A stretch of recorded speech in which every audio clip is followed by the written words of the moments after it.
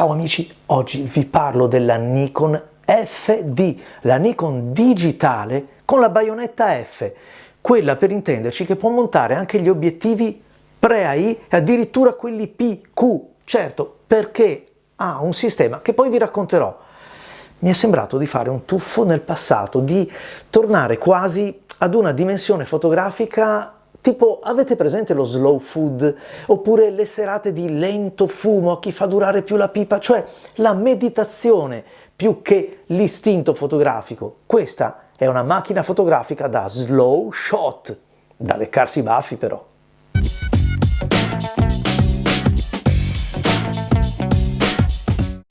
Però quando è uscita ha fatto sollevare anche qualche critica e vi dico la verità, mi dispiace un po' perché comunque sappiamo, e lo sapevamo tutti, che tipo di macchina era. Nikon lo ha sbandierato ai 420, ci ha detto subito questa è una macchina emozionale, è una macchina che punta sulle emozioni.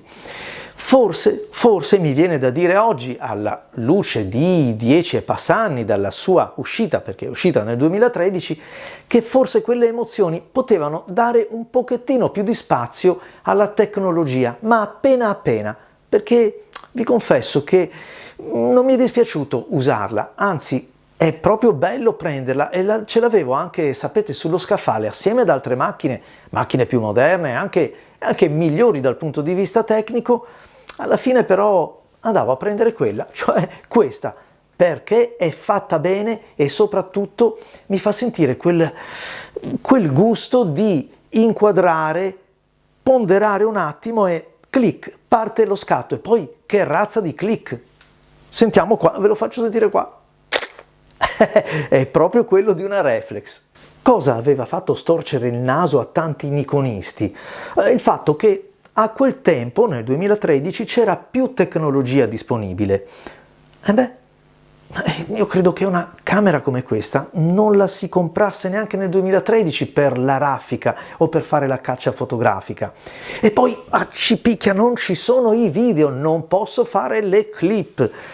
Ma anche questo lo so quando vado ad acquistarla. È un po' come l'utente della Leica monochrome che non ha le foto a colori. Lo so prima di acquistarlo, prima di andare a pagare il mio cash. E allora sono critiche che non ho mai, insomma, non gli ho dato mai troppo peso perché alla fin fine la macchina è così bella. Questi 16 megapixel sono quelli del, ve lo ricordate? Della Nikon D4S. L'avete mai provato? Avete mai visto che razza di file fa la D4S? Sono gli stessi che fa questa. 16 megapixel di qualità pura. E quando dico qualità pura, lo vedrete nelle immagini, parlo di una gamma dinamica e di una capacità di cogliere, lì c'è un po' più luce, lì ce n'è appena meno, lì ce n'è tanta, lì non ce n'è, e mettere insieme tutto in un'immagine e rendere bene questa immagine.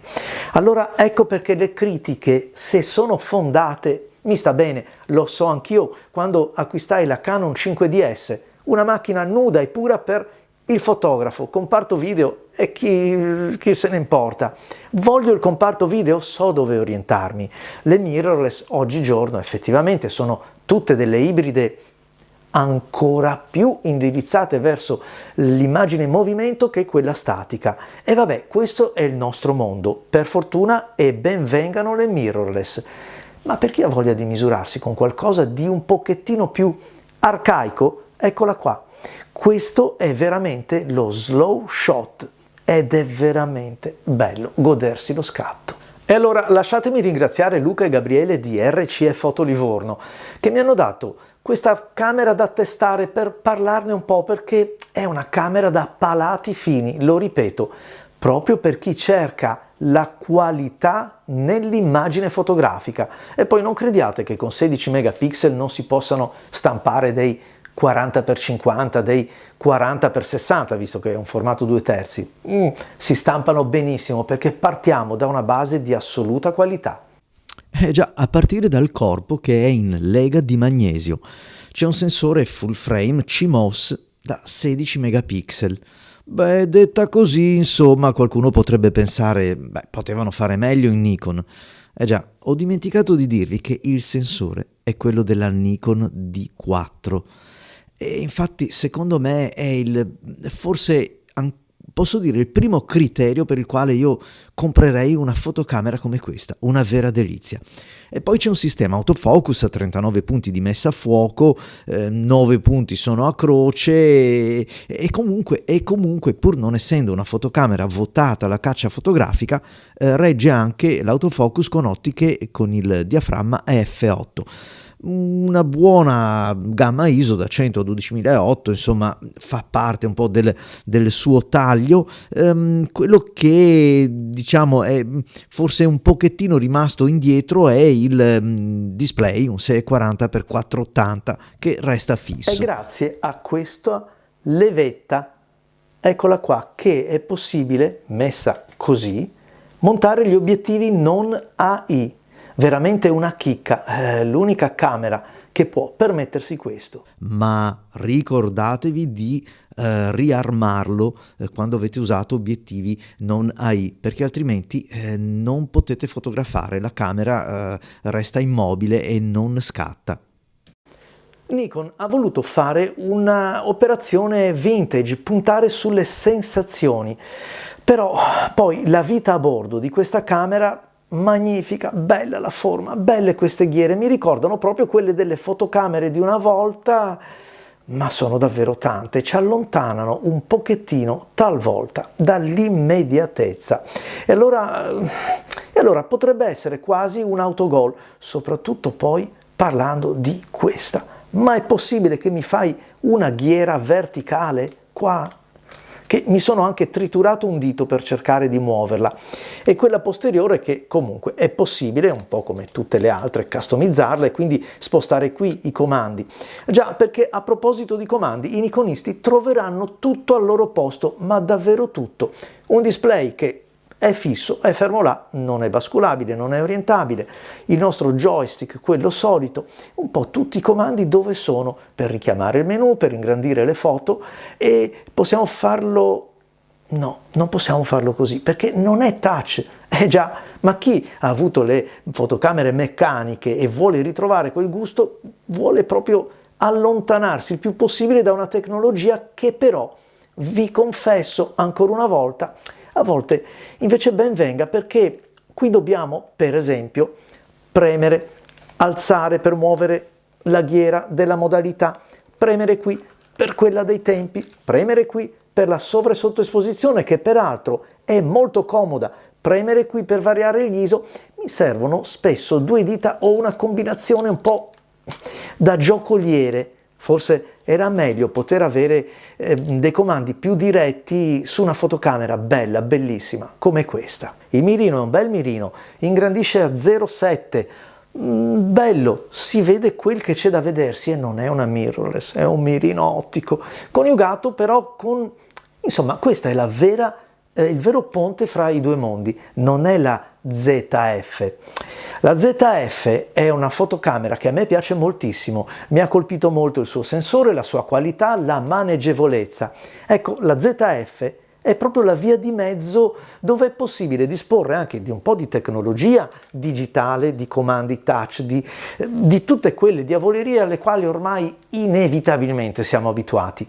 Qui torniamo davvero indietro invece, e bisogna anche talvolta staccare proprio l'occhio per guardare dove l'ho messa, come l'ho messa. Sì, è vero, ci sono i dati nel mirino, però a volte bisogna proprio ricorrere a staccare l'occhio dall'inquadratura, perché finché non si impara bene è così. E poi un po' di acrobazie, ve l'ho detto, magari un comando touch poteva starci, ma Nikon, ve lo ripeto perché ce l'ha sbandierato in tutti i modi, ha puntato sulle emozioni, su quel pathos che una camera vintage a tutti gli effetti come la Nikon DF deve saper fornire al fotografo, e a me comunque è riuscita a fornirle.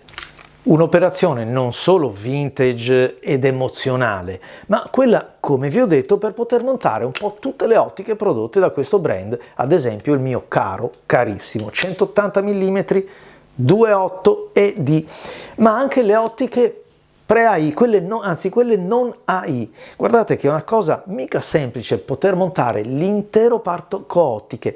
Pensate a quanti appassionati o a quanti collezionisti possiedono delle ottiche meravigliose ferme là, Con una camera come questa è possibile impiegarle, possibile utilizzarle, però giustamente ecco che arriva la tecnologia. Quando montiamo un'ottica non AI bisogna innestarla e spiegare alla fotocamera che obiettivo è, per avere anche un po' di dati e soprattutto per poterla utilizzare al meglio. L'innesto, la baionetta, come potete vedere, è dotata anche del pignoncino per attivare il motore dell'autofocus degli obiettivi AFD. Quindi è una caratteristica che qui possiamo ottenere, cosa che invece con un anello FTZ su altre camere digitali, o comunque quelle che non ne sono provviste, non possiamo utilizzare questo tipo di obiettivi. Ma veniamo alle immagini, perché il punto forte di questa camera è il sensore, 16 megapixel di quelli buoni, una capacità di penetrare nelle ombre, di mettere il giusto risalto, l'acromia, ma anche il soggetto. Ovviamente con degli obiettivi migliori la camera scala ulteriormente, con dei belli obiettivi vi troverete fra le mani qualcosa di veramente notevole. A me ha ricordato proprio tanto il gusto della reflex, di una reflex a pellicola, nemmeno di una reflex digitale. È un po' come quando butto l'occhio nella D5, nella D4, nella D6, ma anche nella D1X della Canon, per intenderci, cioè quella tridimensionalità. Lo so che è un termine un po' abusato, ma questa è la mia sensazione, cioè il mirino e poi lo scatto visualizzato sono molto più corrispondenti che in altre fotocamere che fanno vedere una cosa nel mirino e poi il risultato del file è totalmente diverso o comunque di un altro tenore. Qui siamo veramente a dei livelli alti. Come forse avrò già detto, corre immediato il paragone alla Nikon ZF, la quale, la ZF, si pone effettivamente più in una strada avanzata verso il digitale rispetto a questa fotocamera, nel senso che è più corrispondente ad un ponte fra i due mondi di quanto non sia questa. Insomma, un po' per questo scatto così bello, il rumore dello scatto, un po' per il sensore, questa Nikon DF mi ha veramente conquistato, vi dico la verità, molto belle le immagini. Una delle critiche che avevano rivolto all'uscita della Nikon FD era che non c'è il comparto video, non si possono girare le clip. Vabbè, poco male, l'ho detto prima, chi l'acquista sapeva che...